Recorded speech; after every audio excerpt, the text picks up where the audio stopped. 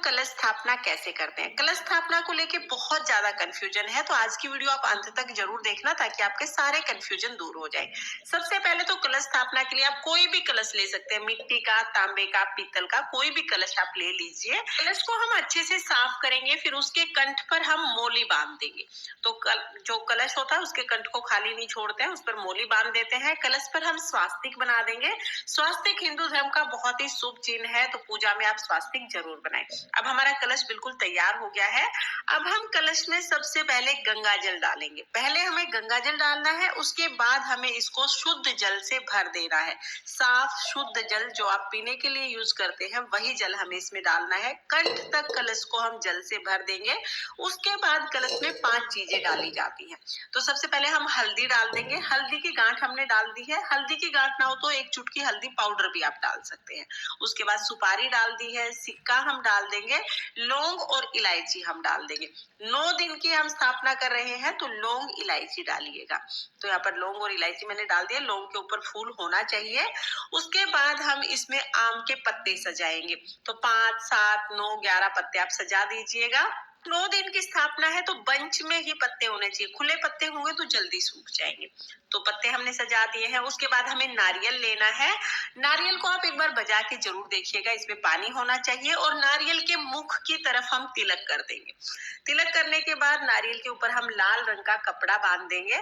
आप लाल रंग का कपड़ा, जो चुनरी आती है माता रानी की, वो भी लपेट सकते हैं, या आप लाल रंग का अलग से भी कपड़ा ला सकते हैं। कपड़ा नहीं है तो सिर्फ कलावा आप बांध दीजिए। तो देखिए नारियल हमने बिल्कुल तैयार कर लिया है। यहाँ पर मैंने चुनरी बांध दी है। उसके बाद नारियल को हम कलश पर रखेंगे। तो आप चाहे तो नारियल का मुख ऊपर की तरफ करके आप सीधे नारियल को कलश पे रख सकते हैं। ये तरीका भी बिल्कुल ठीक है। नारियल का जो मुख है वो ऊपर की तरफ होगा। इस बात का हमें ध्यान रखना है कि जब भी हम खड़ा नारियल रखते हैं तो नारियल का मुख ऊपर की तरफ रखते हैं। और ज्यादातर पंडित इसी तरह से कलश की स्थापना करते हैं। तो ये कलश की स्थापना भी बिल्कुल सही है। अब मैं दूसरा तरीका बताती हूँ। आप चाहे तो कलश को लिटा के भी आप रख सकते हैं। उसके लिए कलश का जो ढक्कन है उसको हम चावल से भर लेंगे। चावल रख के फिर इस ढक्कन से हम कलश को ढक देंगे। तो इसको पूर्ण पात्र बोला जाता है। आप इसको ढक दीजिएगा। उसके बाद जो नारियल है, नारियल का मुख अपनी तरफ यानी पूजा करने वाले की तरफ करते हुए हम इस तरह से लिटा के नारियल रख सकते हैं।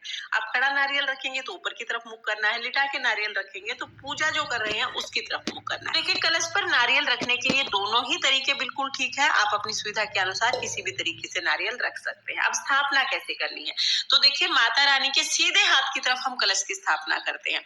आप चाहें तो थोड़े से चावल रख के उसके ऊपर आप कलश की स्थापना कर सकते हैं, माता रानी के राइट हैंड की तरफ। आप अष्टदल कमल भी बना सकते हैं। लेकिन अगर आपने मिट्टी का कलश लिया है तो 9 दिन में जो मिट्टी होती है, नमी के कारण जो चावल है वो खराब हो जाते हैं, इसलिए थोड़े से ही चावल रख सकते हैं। अगर आपने पीतल तांबे का कलश लिया है तो अष्टदल कमल बना लीजिए। तो देखिए इस तरह से कलश की स्थापना हो जाएगी माता रानी के राइट हैंड की तरफ। आप इस तरह से भी स्थापना कर सकते हैं। दूसरा तरीका है कि जो जवारे आपने बोए हैं वो जवारे आप माता रानी के राइट हैंड की तरफ रख दें और उन जवारे के ऊपर आप कलश की स्थापना कर दें। तो कलश हमारा तैयार हो गया है। अब जो ये कलश है इसमें नारियल का मुख अपनी तरफ करते हुए कलश को हम जवारे के ऊपर स्थापित कर देंगे। तो इस तरह से देखिए कलश को उठा के हम जवारे के ऊपर स्थापित कर देंगे। अब ये स्थापना हो गई है। एक बार कलश की स्थापना करने के बाद पूरे 9 दिन तक कलश को हिलाया नहीं जाता है। तो इस तरह से हम कलश की स्थापना कर देंगे। कलश स्थापना के दोनों ही तरीके बिल्कुल ठीक है। आप चाहे तो जवारे के ऊपर कलश स्थापना कर सकते हैं, या आप माता रानी के राइट हैंड की तरफ चावल रख के वहां पर भी कलश की स्थापना कर सकते हैं। कलश स्थापना के ये दोनों ही तरीके बिल्कुल सही हैं। आप अपनी सुविधा के अनुसार इनमें से किसी भी तरीके से कलश स्थापना कर सकते हैं। आई होप कलश स्थापना से लेके आपके जो भी कंफ्यूजन थे वो दूर हो गए होंगे। फिर भी अगर कोई डाउट है तो आप कमेंट करके पूछ सकते हैं।